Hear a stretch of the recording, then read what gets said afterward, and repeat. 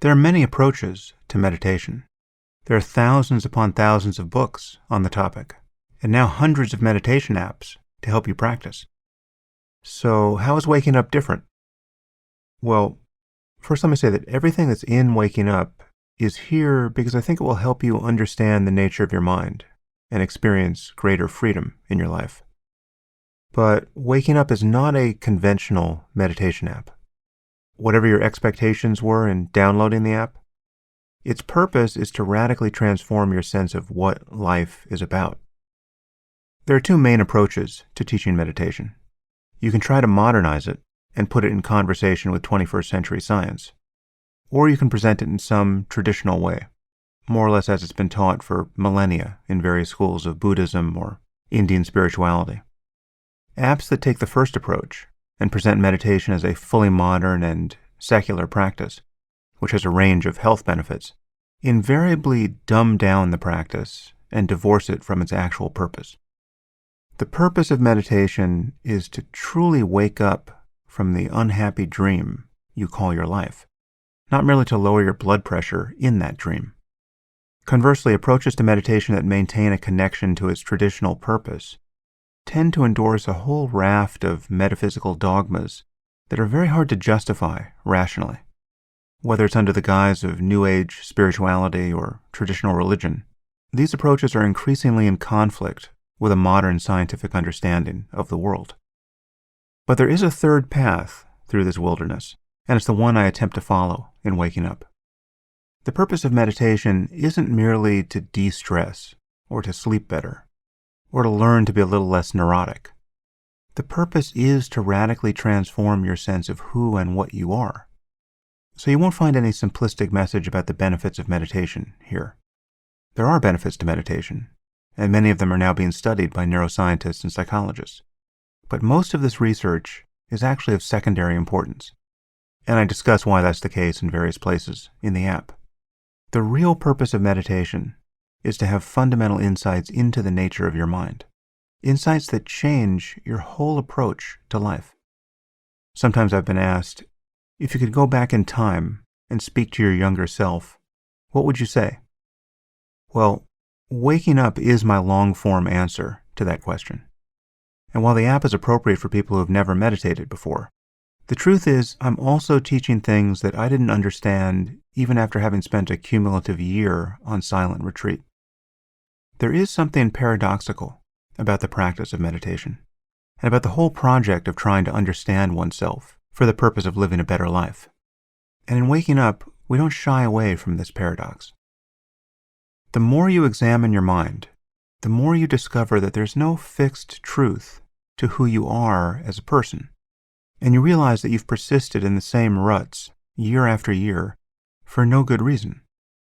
Deeper still, you discover that your very efforts to improve your experience are generally what prevent you from recognizing the depth and beauty of even the most ordinary moments in life. And you realize that to seek happiness in all the usual ways is to overlook it now. Most people who begin practicing meditation do so for the purpose of solving some apparent problem in their lives. They're unhappy, and meditation has been recommended as a remedy.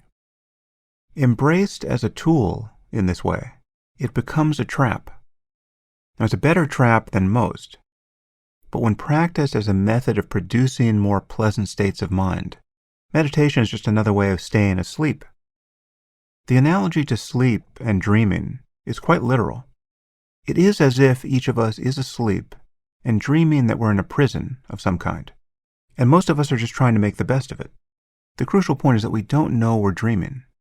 Most people don't know how much their thoughts are structuring their experience of the world. And not knowing we're dreaming, we find ourselves surrounded on all sides by things that we want and things that we hate and fear. We do our best to distract ourselves, of course, and happily they gave us smartphones around 2007, and these provide endless entertainment. And meditation, among other spiritual practices, is offered as a means of escaping this prison, which sounds great, right? I mean, rather than accommodate ourselves to the ordinary routines of unhappiness, rather than being merely egocentric and envious of other people's success, and endlessly worried about the future, why not break out of this place altogether and be free? But the problem is, this advice gets assimilated by the logic of the dream itself. Some traditions recommend that you begin sawing at the bars of your cell early in the morning when the guards are still asleep. Others offer what purport to be blueprints of the prison so that you can begin digging a tunnel in the right direction. And many people spend their whole lives struggling to escape from a dream prison, rather than simply waking up. The truth is that when you really learn to meditate, you discover that you didn't have the problem that you thought you had. And then meditation and life itself becomes a far more interesting game. And your understanding of yourself in relationship to the world fundamentally changes. The part of reality that is outside of your mind isn't something that you ever come into direct contact with. This should indicate how important your mind is in determining the nature of your experience, because it is the source and substance of all of your experience. Realizing this is enormously empowering. So waking up isn't about merely reducing stress or having better relationships, though I would say it's good for those things too. It's about confronting some of the deepest questions in human life. For instance, how can we be truly happy when all that we experience quickly fades and disappears? When every desire we satisfy or goal we achieve reveals itself to have been a kind of mirage? Have you noticed this? Have you noticed that you never quite arrive? What is the connection between being happier and more fulfilled and being a genuinely good person? I mean, how can we make sense of the fact that many great meditation teachers have created tremendous harm for their students? And just how good could human life become if we all got our heads screwed on straight? How many of the world's problems will be solved by each of us becoming better people individually? And how many require systemic cultural change?